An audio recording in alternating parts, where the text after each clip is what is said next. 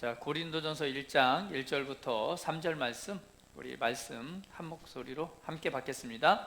하나님의 뜻을 따라 그리스도 예수의 사도로 부르심을 받은 바울과 형제 소스테네는 고린도에 있는 하나님의 교회 곧 그리스도 예수 안에서 거룩하여지고 성도라 부르심을 받은 자들과 또 각 처에서 우리의 주 곧 그들과 우리의 주 되신 예수 그리스도의 이름을 부르는 모든 자들에게 하나님 우리 아버지와 주 예수 그리스도로부터 은혜와 평강이 있기를 원하노라.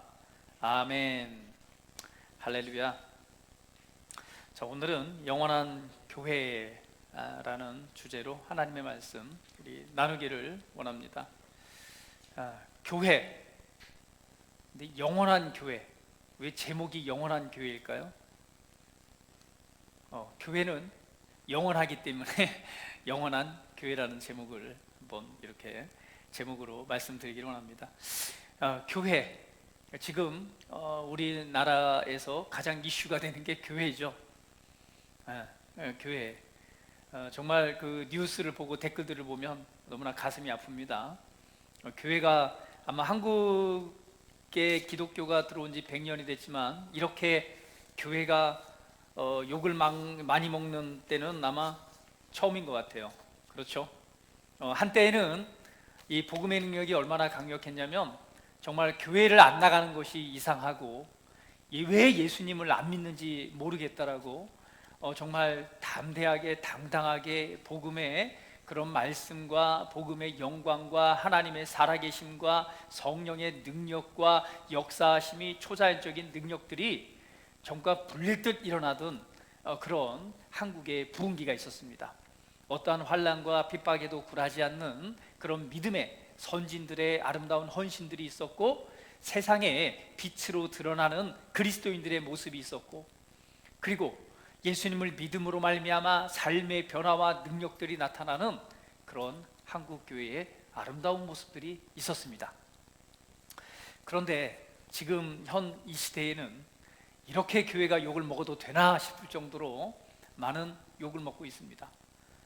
물론 우리가 이러한 시기를 좀 바라보면서 너무나 안타까운 마음이 들기도 하지만 그렇지만 교회는 교회입니다. 그래서 이 교회에 관해서 말씀을 좀 함께 나누기로 합니다. 과연 교회란 무엇일까? 우리 그리스도의 향기교회 뭐 이렇게 우리가 부르기도 하고 각 그 교회들을 부르기도 하는데요. 교회란 무엇일까? 교회, 헬라어로 에클레시아, 원어로 에클레시아라는 단어입니다. 그런데 그 의미는 집회, 회중이라는 뜻이죠. 그래서 에클레시아는 에크와 칼레오가 합해진 단어입니다. 그래서 에크는 뭐뭐로부터, 칼레오란 부르다라는 뜻에서 유래되었는데요. 그래서 이 단어의 의미는 불러낸 자들, 불러낸 자들의 전체라는 의미를 갖고 있습니다. 그래서 교회는 에클레시아, 불러낸 자들의 전체라는 뜻이 바로 교회라는 뜻입니다. 바로 이 교회라고 하는 단어는 성경에서 곳곳에서 계속 사용되어지죠.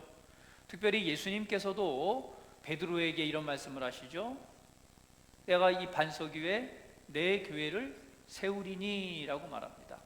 베드로의 주는 그리스도시요 살아계신 하나님의 아들입니다 라는 고백 이후에 바로 그 반석 위에 내 교회를 세우겠다라고 예수님께서 말씀하시죠.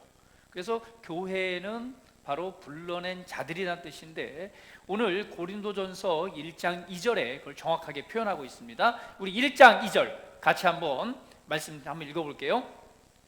고린도에 있는 하나님의 교회 곧 그리스도 예수 안에서 거룩하여지고 성도라 부르심을 받은 자들과 또 각 처에서 우리의 주 곧 그들과 우리의 주 되신 예수 그리스도의 이름을 부르는 모든 자들에게.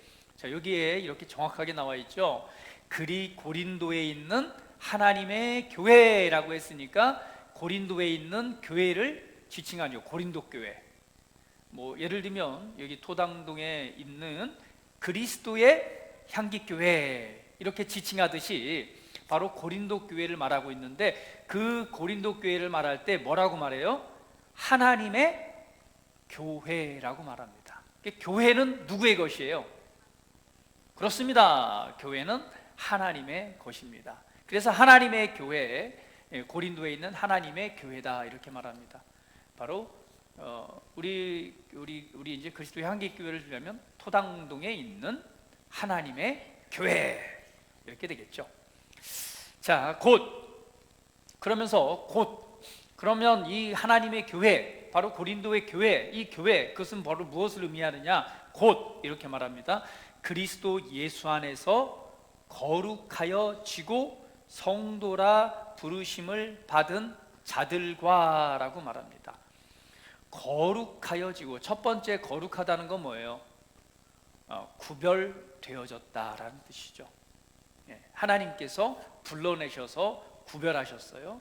거룩하여지고 성도라라고 말하죠. 성도라 부르심. 이게 성도라고 하는 것은 같은 의미입니다. 거룩하고 성결하게 되어서 하나님께 드려진 자들이라는 의미입니다. 따라해봅니다. 나는 성도입니다. 그래서 이 거룩할 이 성도보다 더 귀한 단어는 없어요. 뭐 사람들은 얘기하기를 집사가 더 좋고 장로가 더 좋다는데 아니에요. 집사, 장로 이전에 그거는 교회라고 하는 이 공동체 안에서 하나님의 뜻, 교회를 세우기 위해서 주어진 직임들이고요. 사실은 뭐예요? 성도가 가장 합당한 단어입니다. 따라해봅니다. 나는 성도입니다. 성도가 뭐라고요? 거룩하고 성결하게 되어서 하나님께 드려진 자들이라는 뜻이에요. 그래서 우리는 예수 그리스도로 말미암아 구별되어졌죠. 그리스도로 말미암아 다 씻김을 받았습니다. 성결해졌죠. 그런데 그 자체로 그렇게 되어져서 누구에게? 하나님께 드려진, 하나님께 합당하게 되어진 자들이라는 뜻이에요. 바로 예수 그리스도로 말미암아 자격 없는 우리들이, 죄악으로 더럽혀진 우리들이, 심판을 받을 수밖에 없는 우리들이 어떻게 됐다는 거예요? 거룩해졌습니다. 구별됐다라고 하는 것은 바로 이 죄의 자리에서 죄가 씻김 받고 하나님의 수준에 합당한 자로 구별됐다는 뜻이에요. 그리고 성결하게 되어서 하나님께 합당하게 드려진 자들, 그것이 바로 성도입니다. 그래서 거룩하여지고 성도라 부르심을 받은 자들과, 저와 여러분 성도라고 부르심을 받았죠. 또 이렇게 말합니다. 각 처에서 우리 주 곧 그들과 우리의 주 되신 예수 그리스도의 이름을 부르는 모든 자들에게, 예수 그리스도의 이름을 주로 부르는 모든 자들이 바로 교회입니다. 할렐루야. 그래서 교회라고 하는 것은 오늘 하나님께 드려진 자들이요, 또 나아가서는 각 처소에서 예수 그리스도의 이름, 예수님을 주로 시인하고 예수님을 부르는 모든 자들이 바로 교회입니다. 저와 여러분은 그리스도의 향기교회죠. 저 옆에 보면은 어떤 교회가 있어요? 바로 옆에 교회가 있죠. 동산 순복음교회가 있어요. 각 처소에 교회가 있습니다. 그러나 각 처소에 교회가 있지만 결국은 교회라고 하는 건 뭐예요? 우리 온 세계 가운데 거룩하게 구별되어지고 성도라 부름을 받고, 더 나아가서는 각 처소에서 예수 그리스도를 부르는 모든 자들이 바로 교회입니다. 할렐루야. 이것이 바로 교회입니다. 그런데 여러분 기억하십시오. 이 교회는 바로 하나님의 소유입니다. 하나님의 것입니다. 교회가 왜 탄생했느냐? 그것은 하나님과 하나님 아버지의 계획이었어요. 교회가 어떻게 탄생이 되어지죠? 예수님을 통해서 교회가 탄생하게 됩니다. 이거 하나님의 계획입니다. 하나님께서 예수 그리스도를 예수님을 이 땅에 보내셔서 2000년 전에 하나님의 아들이 이 땅에 오셨습니다. 왜 오셨나요? 네, 교회를 세우기 위해서. 교회는 바로 뭐예요? 예수님을 부르는, 그리고 구별되어진 저와 여러분입니다. 예수님께서는 이 땅에 교회를 세우시기 위해서 하나님의 계획 가운데서 이 땅에 오셨고, 그리고 예수님께서는 교회를 세우셨습니다. 제가 잠깐 교회에 대한 역사를 여러분께 말씀드릴게요. 교회는 첫 번째, 여러분 잘 아시다시피 어떻게 생겨요? 예수님을 통해서 바로 교회가 세워지죠. 그 교회라고 하는 것은 두 가지 의미가 있습니다. 그 첫 번째는요, 아까 설명드렸듯이 바로 성도, 그리고 예수를 부르는 자들의 바로 무리, 회중을 교회라고 말합니다. 또 우리는 장소적인 것을 가지고 교회라고 표현을 하죠. 사실은 이것을 예배당이라고 하면 더 표현하면 좋겠지만, 그리스도의 향기교회 할 때는 어때요? 우리 예수님을 성도로 구별받고 예수님을 주로 부르는 저와 여러분, 우리 지체의 공동체를 교회라고 부르기도 하고요. 그 다음에 우리 그리스도의 향기교회 지체들이 함께 모여서 예배를 드리고 함께 교제를 하고 말씀을 공부하고 하나님의 나라를 확장해 나가는 이 장소를 또한 교회라고 말합니다. 두 가지 의미가 있는데, 바로 첫 번째, 우리는 가장 본질적인 의미는 바로 뭐예요? 저와 여러분, 예수님을 믿는 저와 여러분의 불러냄을 받은 자들, 성도라고 구별되어진 저와 여러분의 이 공동체, 이것이 바로 교회입니다. 근데 이 교회가 어떻게 탄생해요? 바로 예수님이 이 땅에 오셔서 십자가의 죽음과 부활을 통해서 바로 이 교회가 탄생하게 되는데, 그 첫 번째 교회를 바로 사도행전의 교회라 이렇게 말합니다.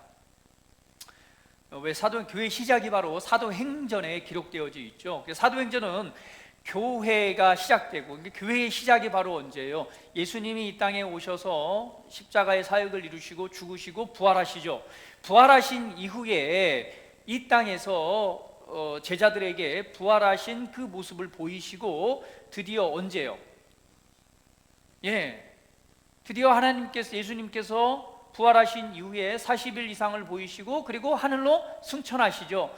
승천하시고, 그리고 예수님께서 약속하십니다. 나는 지금 가지만 너희는 모여서 기다려라. 내가 너희에게 나와 같은 보혜사 성령을 보내겠다. 그래서 사도행전의 사도들이 예수님이 하늘로 올라가신 것을 보시고, 그 이후에 바로 모여서 기도하면서 예수님께서 보내실 하나님의 영을 기다립니다. 그때에 바로 마가다락방에 불의 혀같이 갈라지는 놀라운 은혜의 역사와 함께 하나님의 성령이 임하십니다. 그걸 바로 오순절이라고 말합니다.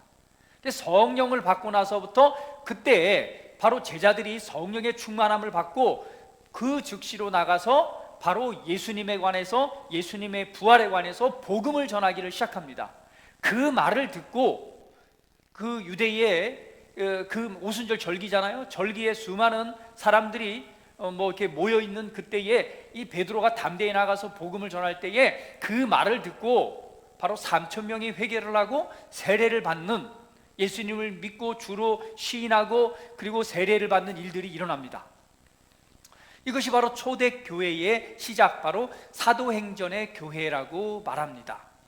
그래서 이 사도행전 교회를 어디까지 보느냐?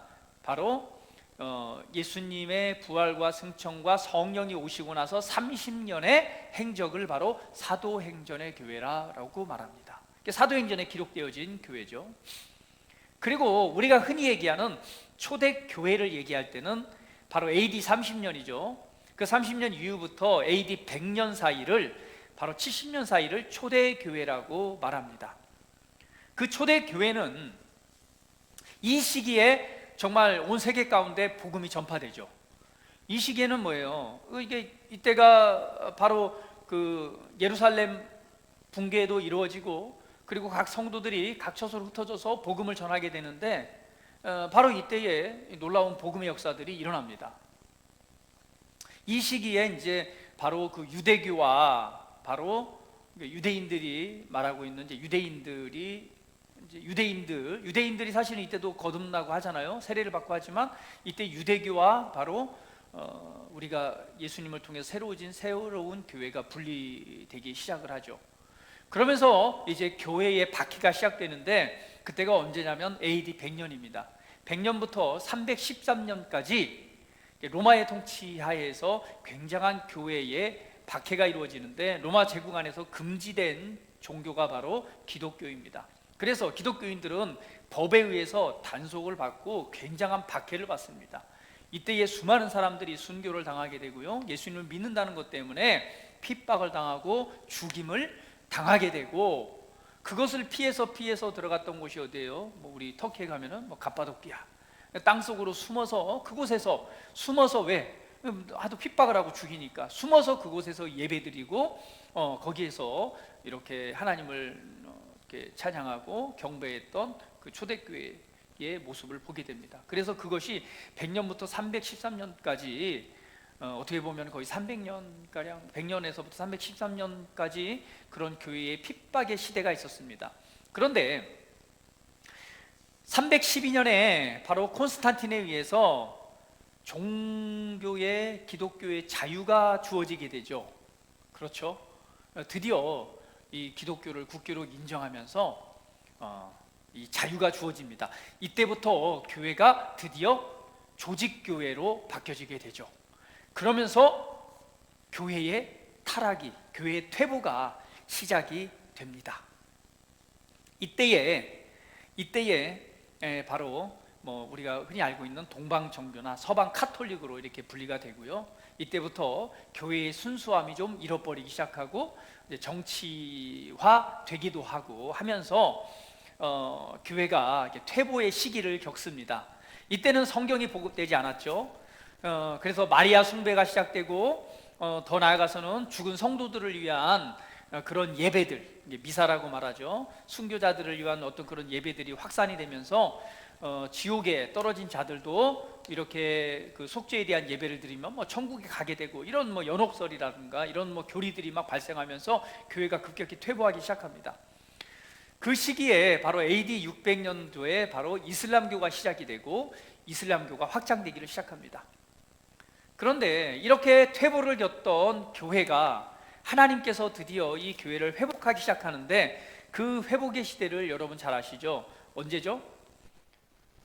맞추시는 분께 제가 쿠폰 하나 쏴드립니다.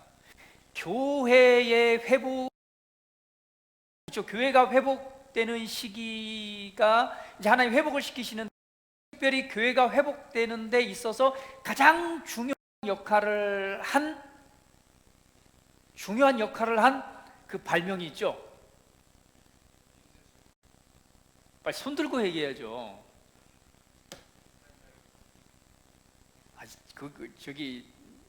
빨리 카톡에 올려주세요. 네, 맞습니다. 1456년에 구텐베르크의 인쇄기 발명을 통해서 최초 성경이 출판이 되고 성경이 드디어 보급되기를 시작합니다. 이제 그것과 함께 그 시기에 바로, 그러니까 1500년, 1400년 말부터 1500년 시기에 드디어 하나님께서 교회를 회복하시는데, 여러분 잘 아시는 누구의 종교개혁, 그렇죠? 마틴 루터에 의해서, 물론 그 전부터요 계속해서 여러 사람들에 의해서 개혁이 이루어졌지만, 대표적으로 그러한 우리 종교개혁이라고 말하지만 더 이상 교회가 퇴보해서는 안 된다, 하나님의 말씀으로 돌아가자, 하나님의 뜻으로 돌아가자라고 하면서 그 회복의 시대가 열렸던 것이 바로 루터에 의해서 종교개혁이 시작됩니다. 그래서 이것을 가리켜서 이제 우리 신교 운동이다 이렇게 말을 하는데요, 마틴 루터에 의해서 바로 1517년 10월 31일에 95개조 반박문을 위텐베르크 캐슬 교회에 이 반박문을 걸음으로 말미암아 종교 개혁이 시작되어지죠. 더 이상 이게 비성경적인 것을 지향하고 반대하고 새로운 하나님의 말씀에 대한 회복을 외쳤던 것이 바로 루터에 의해서 종교 개혁이 시작됩니다. 이때 바로 1500년도에 바로 이런 신교 운동이, 우리가 얘기하는 개신교, 우리가 지금 믿고 있는 우리가 속해 있는 개신교라고 말하죠.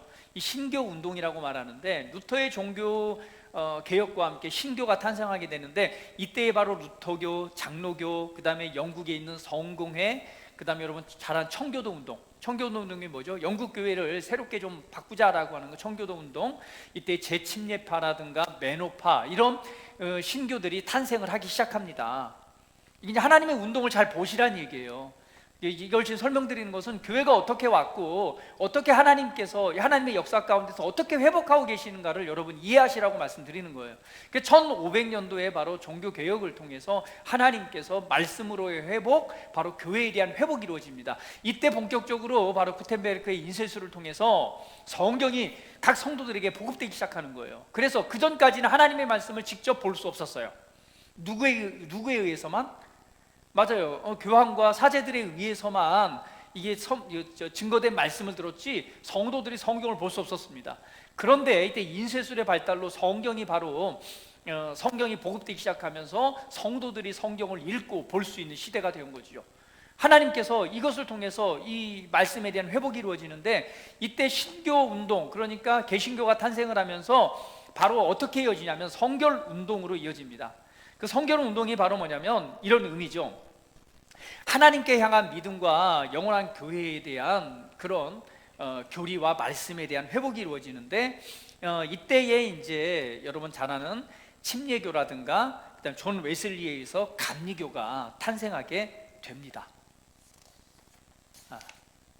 그리고 바로 이것과 함께 오순절 운동이 시작되는데, 오순절 운동은 성령의 강력한 역사가 이제 교회 안에서 다시 이루어지도록 성령을 회복하는 데 있는데요. 이때 그 오순절 운동이 뭐냐면 바로 이 다른 방언에 대한 회복, 성경에 나와 있는 은사에 대한 회복, 그리고 치유와 기적, 새로운 방언, 성령의 은사들이 막 회복되기 시작하면서 이 운동을 통해서 급속도로 그 하나님의 살아계심과 그런 성경의 초대교회에 있었던 그런 초자연적인 역사들이 증거되기 시작을 하면서 교회가 막 부흥하기를 시작합니다. 우리나라 초창기에 교회에 이 대부흥이 일어났을 때도 얼마나 초자연적인 기적들이 일어나는지 몰라요. 죽은 자들이 살아나죠. 병든 자들이 고침을 받죠. 귀신에 사로잡힌 자들이 초대교회에 있었던 것처럼, 예수님 시대에 있었던 것처럼 귀신에 사로잡힌 자들이 뭐하게 되고요? 자유케 되고. 우리도 어릴 때 보면은요, 지금하고는 좀 달라요. 귀신 들림의 현상이. 그때는 좀 그런 시대가 그랬는지 몰라도 그냥 저희 동네에도요, 이 귀신에 사로잡혀가지고 그냥 여러분 잘 아시죠? 부뚜막이라고 들어보셨어요? 정지에 가면 부뚜막이 있잖아요. 이렇게 쉽게 표현하면 부엌에 가면은요, 이게 가마솥을 걸어놓고 뭐가 있어요? 부뚜막, 그러니까 아궁이가 있는 거야. 아궁이, 장작불을 떼는. 이 사람이 귀신에 들리니까 이 아주머니가 그냥 어디만 들어가면 불만 보면은 그냥 막 들어가요. 들어가는데도 타지도 않아요. 그래서 귀신도 이렇게 능력이 있는데 하나님의 능력은 얼마나 더할까? 할렐루야. 하나님의 능력, 하나님의 임재 안에서요, 불에 들어가도 타지 않습니다. 귀신 들려도 불에 타지 않는데, 거룩하신 하나님의 능력의 영이 임하면은요, 불에 들어가도 안 타요. 왜 그런 표정 뭐예요? 설마 그런 일이 있습니까? 있잖아요. 다니엘의 세 친구 아세요? 다니엘의 세 친구가 얼마나 불을 뜨겁게 뗍니까? 오히려 그냥 다니엘의 그 친구들을 집어넣으려고 가다가 그냥 병사가 타서 죽을 정도로 뜨거운 불임에도 불구하고 타요, 안 타요? 타지 않고 걸어 나오잖아요. 그런 얘기를 하려고 한 것이 아니라, 여하튼 그만큼 하나님의 능력은 세다. 따라해봅니다. 내 안에 역사하시는 하나님의 능력은 가장 세다. 할렐루야. 어디 코로나가, 어디 질병이, 어디 아픈 것이 감히 내 안에 역사할 수 있어. 이런 믿음을 가지신다면 믿음대로 될지어다. 예, 여러분의 믿음대로 됩니다. 왜? 그러한 믿음을 가진 사람에게는 그러한 역사가 나타나는 거예요. 그런데 저희 동네에 그렇게, 그때는 귀신 들려도 그렇게 유별나게 이렇게 했어요. 그러나 그런 귀신 들린 사람이 어디에? 교회 안으로 와서 예수 그리스도의 권세 앞에 굴복되어지고 귀신이 떠나가고 하나님을 섬기는 역사들이 그냥 많이 나타났어요. 무당으로 무당이 신들림이죠. 신들림이 있어가지고 그 무당으로 해야 되는 사람도 교회에 나와서 그냥 예수님 믿고 자유케 되어서 하나님을 섬기고, 지금도 교회 안에서 열심히 섬기고 있는 저희 시골에 계신 분들이 있습니다. 그것처럼 이 하나님께서 교회를 회복하시고 성령의 능력으로 말미암아 살아가는 그런 초자연적인 회복들이 이루어지는 것이 바로 오순절 운동과 그 다음에 늦은비 운동, 은사 운동을 통해서 바로 이 교회들이 계속 하나님께서 새로운 바람을 일으키시는 걸 보시기 바랍니다. 루터에 의해서 종교개혁, 신교가 탄생되고 말씀에 대한 회복이 이루어지면서 그 다음부터 뭐가 회복되어져요? 성경에 기록되어진 은사와 그 방언과 그리고 치유와 성경에 기록되어진 수많은 성령의 역사와 능력들이 회복되어지면서 다시 한번 교회의 새로운 부흥이 시작되어집니다. 그 복음에 대한 회복이 바로 어디에까지 온 거예요? 맞아, 우리나라에 와서 우리나라에서도 저와 여러분 어렸을 때 이 복음의 이 불타는 일들을 일으키고, 그리고 이 한국 교회를 통해서 또 세계의 복음화가 이루어지는 일들이 지금 발생하고 있는 거예요. 할렐루야. 지금 그렇게 해서 이 한국 교회, 지금 현재의 교회가 왔습니다.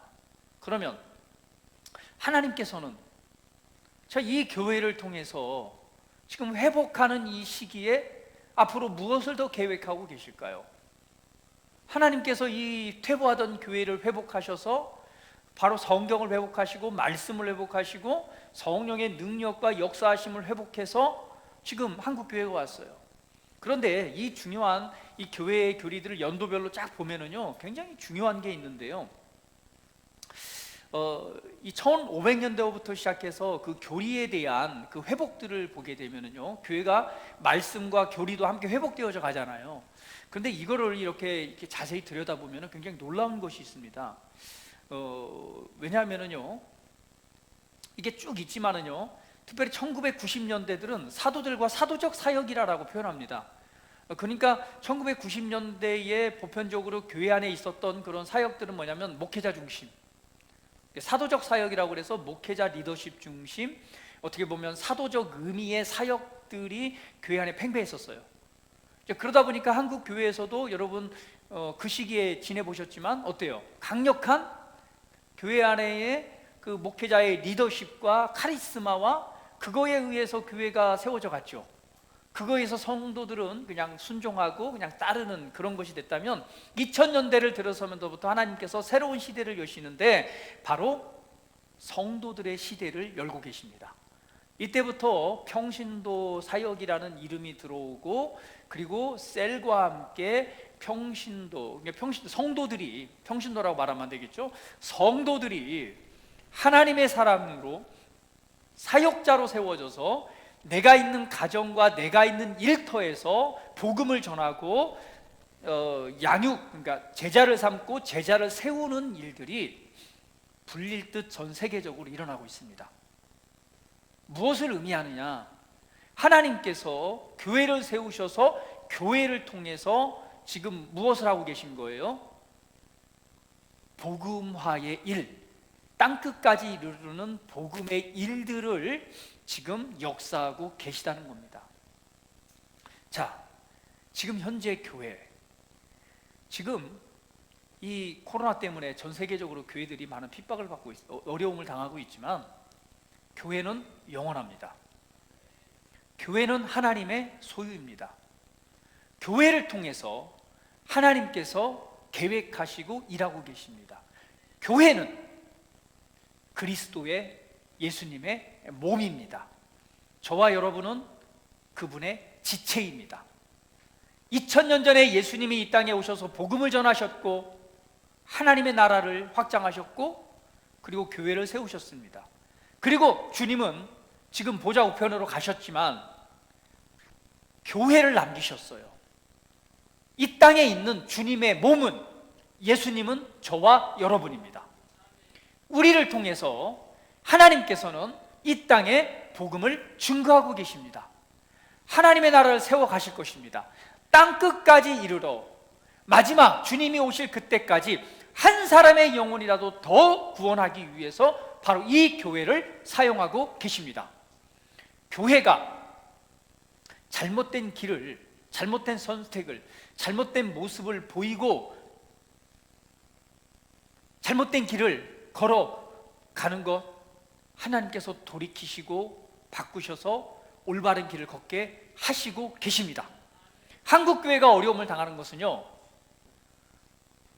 다른 말로 표현하면 하나님의 뜻에 온전하게 합당한 길을 걷지 않은 거예요. 하나님께서 한국교회를 바꾸고 계십니다. 바뀌어져야 돼요. 말씀으로 돌아가야 됩니다. 주님의 정확한 부르심 안으로 돌아가야 됩니다. 겉모양만 화려한 교회가 아니라 하나님의 말씀과 성령의 임재와 능력이 역사하는 예수 그리스도의 몸으로서 온전하게 기능하는 교회로 바뀌어야 됩니다. 이를 위해서 하나님께서 행하고 계십니다. 교회가 많은 어려움과 많은 욕들을 먹고 있습니다. 그렇다고 여러분 함께 욕하지 마세요. 교회를 위해서 기도하세요. 사랑제일교회도 주님의 몸입니다. 예. 전국 각지에 흩어져 있는 모든 처소에 있는 그 이름의 교회도 우리와 같은 몸입니다. 하나님의 것입니다.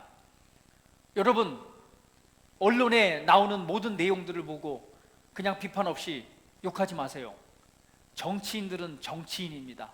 정치인들은 국가를 위해서 일한다고 하지만 사실은 자신들의 유익을 위해서 일하는 사람들입니다.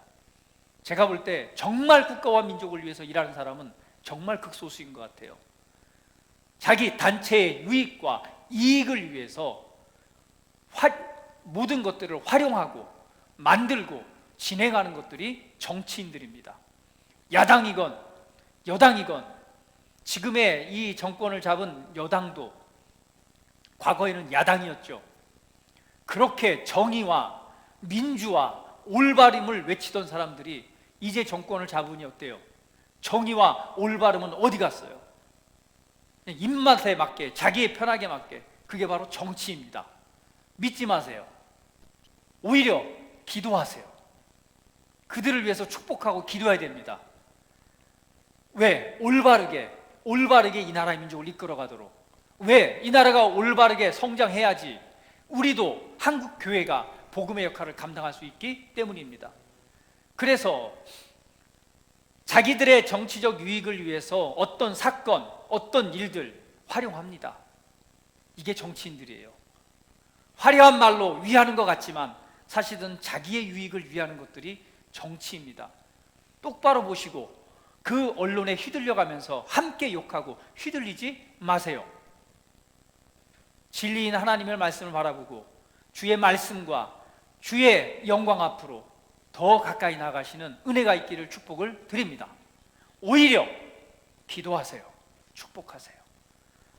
사랑제일교회가 됐건 어떤 교회가 됐건 욕하지 마시고 오히려 그들을 위해서 축복하고 한국 교회가 말씀 앞에, 성령의 능력 앞에, 임재 앞에 예수 그리스도의 몸으로서 온전하게 기능하는 교회가 되도록 더 많이 기도하시고 축복하세요. 올바르지 못한 길을 갔다면 돌이켜서 바른 길을 걸어갈 수 있도록 기도해야 됩니다.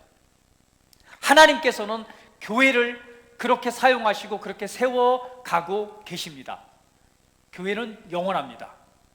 이 땅에 예수님의 몸으로서 복음을 전하고 세상에 영혼을 구원하고 생명을 전할 유일한 대안이 바로 저와 여러분 교회입니다. 교회는 계속해서 새로워질 것입니다. 그래서 여러분 그것을 바라보시고 축복하고 기도하십시오.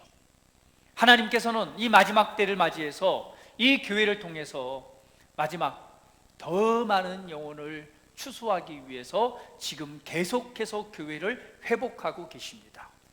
앞으로 더 많은 성령의 임재와 능력들이 나타날 것입니다. 그런데 그것은 사도적 사역처럼 이제는 교회 안에 목회자를 통해서만 나타나는 것이 아니라 이제는 바로 여러분 성도 한 사람 한 사람, 여러분이 있는 직장 안에서, 여러분이 있는 가정과 학교 안에서 여러분을 통한 성령의 능력과 하나님의 말씀과 복음의 생명이, 능력이 역사하게 될 것입니다.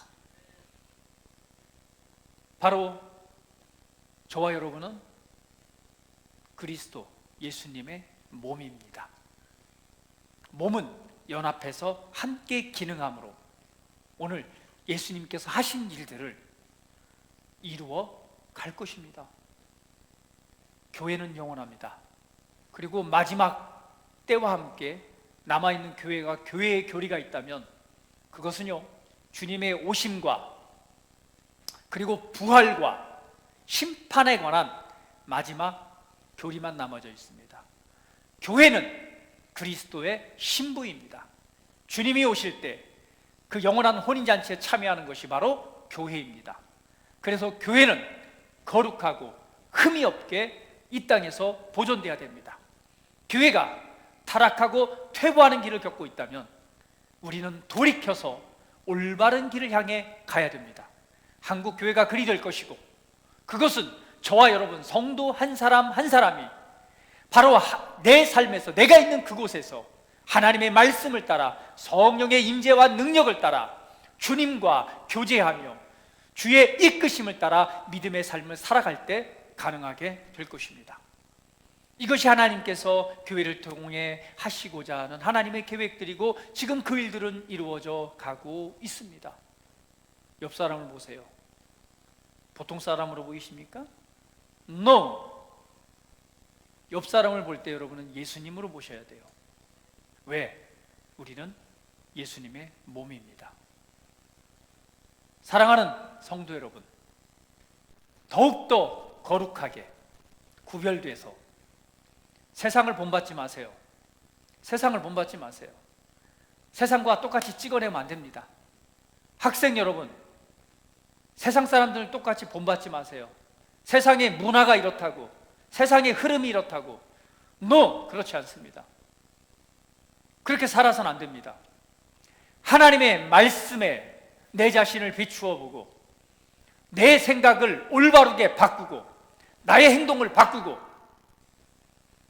내 삶에 역사하시는 성령의 이끄심을 따라서 주님과 하나 되어서 내 삶을 살아내는 삶으로 나아가야 됩니다.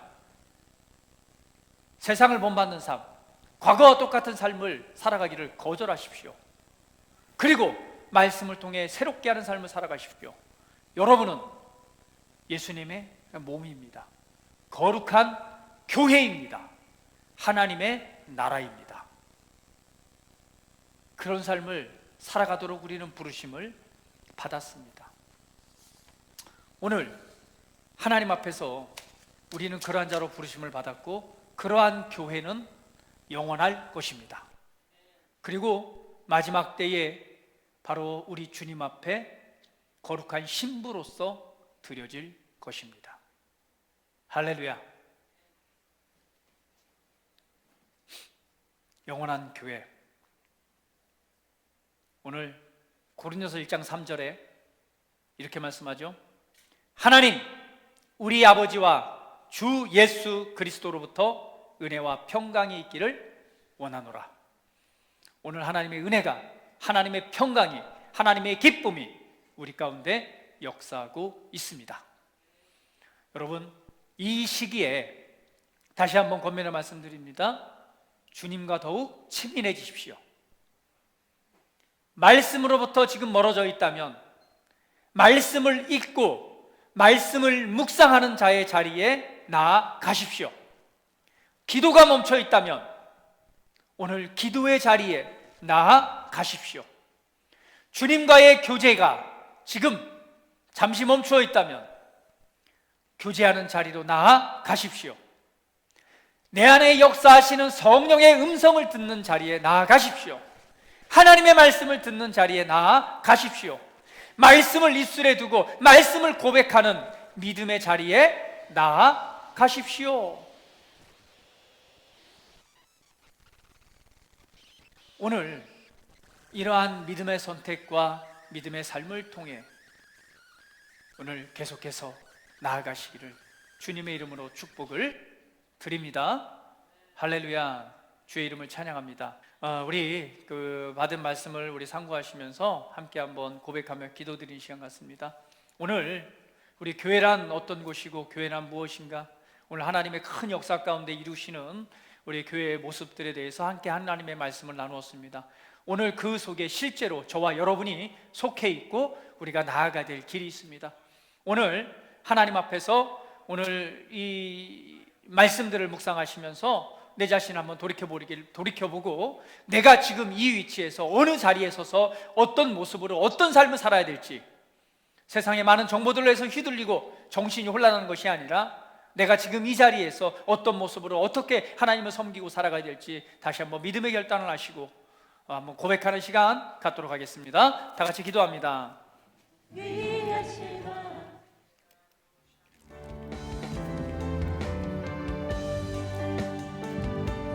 아버지 할렐루야, 하나님 감사합니다. 주님 감사합니다. 주님 찬양합니다. 경배합니다. 주님 영광 받으시옵소서. 아버지 감사합니다. 찬양합니다. 오늘 주님께서 우리를 교회로 부르셨습니다. 영원한 하나님의 나라에 영원한 하나님의 소유, 주님의 몸된 교회로 우리를 부르셨습니다. 오늘 우리는 보통 사람이 아닙니다. 아버지의 거룩함 가운데 존귀함과 하나님의 계획 가운데도 우리를 부르시고 우리를 진리 가운데로 인도하시면서 하나님의 선하고 아름다운 뜻들을 이뤄가는 아버지의 사람들로 우리를 부르셨습니다. 오늘 이 시대 가운데 어찌 보면 우리가 마지막 시대를 살아가면서 나는 지금 어떠한 태도와 어떠한 마음으로 하나님을 섬기고 있고 어떠한 생각으로 어떠한 행동으로 지금 내 삶에서 삶을 살아내고 있는지 이 시간 내 자신을 돌아보면서 오늘 내 자신을 교정하고 말씀 앞으로 돌이키기로 하고 영원한 하나님의 나라와 하나님의 교회 안에 한 지체로서 나는 어떠한 삶을 살아낼 것인가 한번 이 시간 돌아보면서 오늘 말씀에서 떠나 있다면 다시금 말씀의 자리로, 오늘 주님과의 교제의 자리에서 멀어져 있다면 바로 그 교제의 자리, 말씀을 읽고 묵상하는 데서 멀어져 있다면 바로 말씀을 생각하고 깊이 있게 묵상하는 묵상의 자리로, 오늘 하나님께 기도하는 기도의 자리에서 멀어져 있다면 다시 한번 기도의 자리로, 하나님의 말씀을 복음을 전하고 나누는 일에 멀어져 있다면 다시 한번 그 자리로 돌이켜 오늘 하나님의 말씀을 따라 내 안에 역사하시는 성령님의 임재와 이끄심을 따라서 주님과 더욱 친밀하게 교제하며 성령의 능력으로, 말씀의 능력으로 오늘 세상의 빛이요 소금으로 하나님의 영광을 보여주는 하나님의 아들로서 내 삶에 최선을 다한 삶을 살아가는 우리 모두가 되어지기를 원합니다. 오늘 하나님의 역사가, 하나님의 능력이 영원한 교회로 부르셔서 하나님의 선하고 아름다운 뜻을 이뤄가는 하나님의 영광의 아들로 우리를 부르셔서 감사드립니다. 오늘 그 은혜 안에서 그 영광을 위해 우리는 지으심을 받았고 이 시대 가운데 하나님의 의를 나타내도록 우리를 부르셨습니다. 아버지 감사합니다. 아버지 고맙습니다.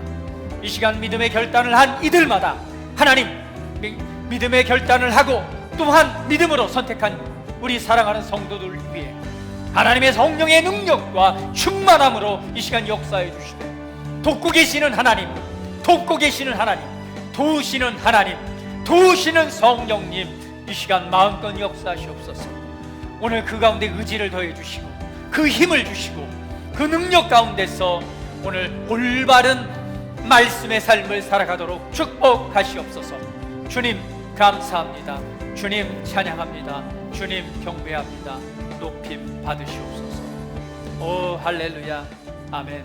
주님 오시옵소서. 찬양합니다. 존귀하신 예수 그리스도의 이름으로 기도드립니다.